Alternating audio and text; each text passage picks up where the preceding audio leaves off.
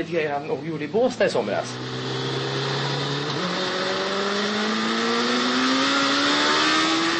Nu är det här är olagligt förstås. Mycket olagligt.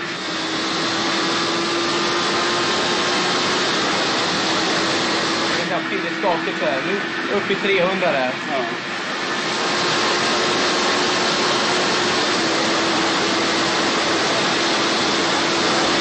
Där passerar 336 här nu.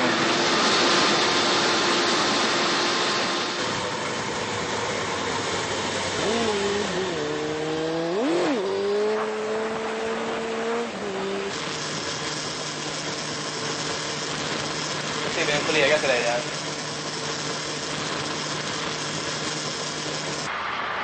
Ja, nu vänder han sig om på cykeln. Och gestikulerar då mot... Är det här vanliga grejer att folk gör såna här saker?